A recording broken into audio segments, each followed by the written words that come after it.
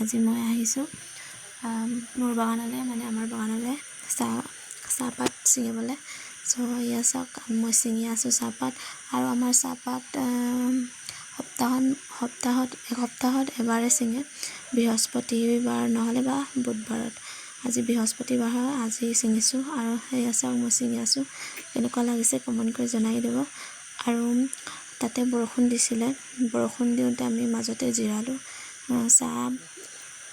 চাহপাতখিনি আমি তাতে থৈ দিলোঁ আৰু ইয়াত জিৰাই আছোঁ। বৰষুণ দিছে চাব পৰা আপোনালোকে।